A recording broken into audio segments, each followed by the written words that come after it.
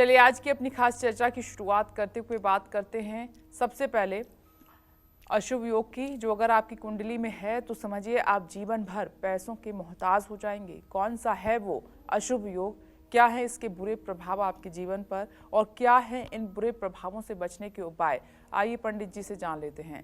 पंडित जी, पहला अशुभ योग, इसके बारे में बताइए। देखिए, जन्म कुंडली में बृहत पारस और होरा शास्त्र में कुल 1000 योगों का वर्णन है, जिसमें शुभ अशुभ दोनों प्रकार के योग हैं।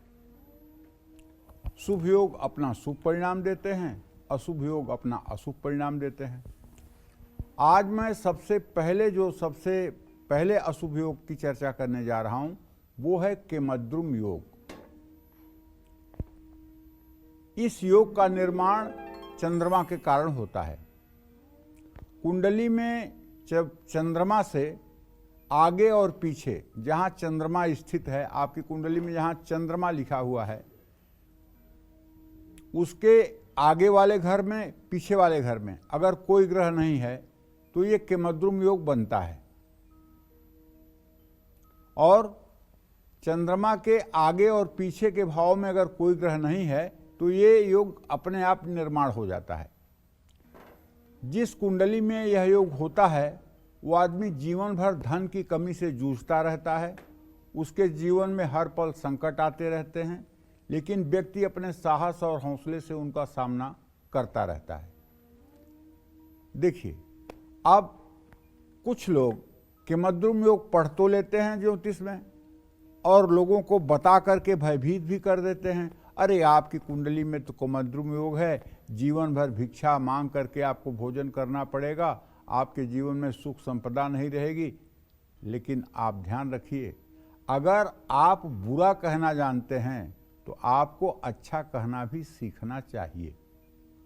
केमद्रुम योग भंग भी होता है, केमद्रुम योग भंग भी होता है और कल्पद्रुम योग भी होता है। जब कुंडली में केमद्रुम योग भंग होता है या कल्पद्रुम योग होता है तो केमद्रुम योग का दुष्प्रभाव 1% नहीं पड़ता है। अब केमद्रुम योग भंग कैसे होता है? जहां चंद्रमा आपकी कुंडली में लिखा हुआ है वहां से गिनिए, चंद्रमा को 1 गिनिए और उसके आगे 2, 3, 4, 5, 6, 7, 8, 9, 10 गिनिए। तो चौथे, 7वें या 10वें स्थान में अगर कोई ग्रह है राहु केतु के अलावा, तो आप मान के चलिए कि आपका केमद्रुम योग भंग हो गया, आपका केमद्रुम योग भंग हो गया।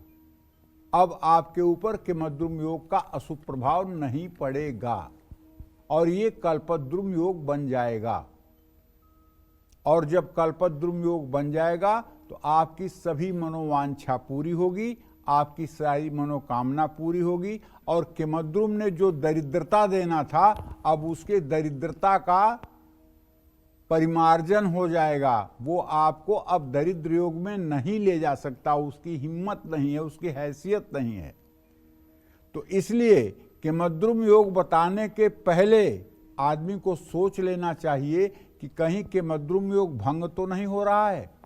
किसी को आप अशुभ योग बता करके और डरा दीजिए और उसके मन में एक निगेटिविटी बैठ जाए, एक अपने जीवन को लेकर के नकारात्मक सोच बैठ जाए, तो ये बहुत बुरा परिणाम है।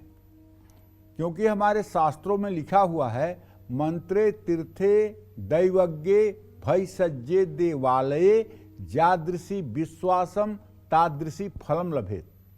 आदमी अगर गलत बात पर भी विश्वास कर ले, गलत चीज को भी अपने मन में बसा ले, तो वो घटना घटित हो ही जाती है।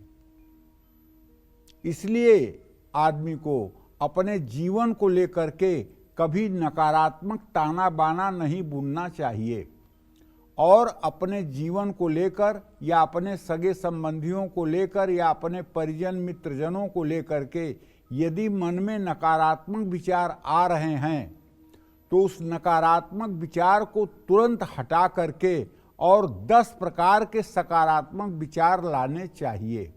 जबरदस्ती सकारात्मक विचारों का आवाहन करना चाहिए। ये है जीवन जीने का तरीका।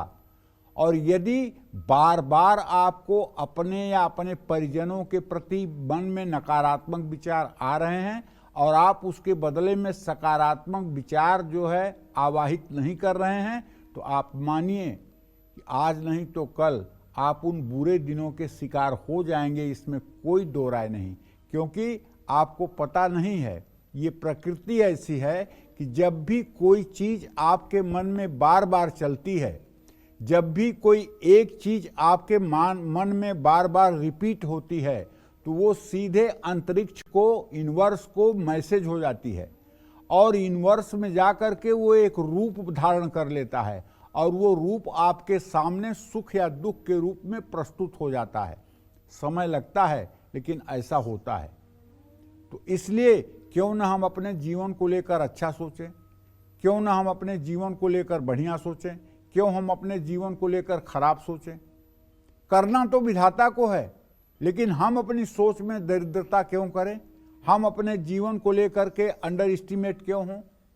तो इसलिए कम से कम काल चक्र के दर्शकों को सोचना चाहिए कि अगर आपकी कुंडली में कोई बता भी रहा है खराब योग है, तो आपको ये सोचना चाहिए, अरे मेरे प्रभु मेरे साथ हैं, सारे खराब योग अच्छे हो जाएंगे, मेरा कुछ बुरा नहीं होने वाला है, सब कुछ अच्छा ही होने वाला है। अगर ये ठसक आपके मन में है तो आप विश्वास करिए, बुरा से बुरा योग भी न्यूनतम फल दे करके निकल जाएगा। ऐसे लोगों को गणेश महालक्ष्मी की नित्य पूजा करनी चाहिए।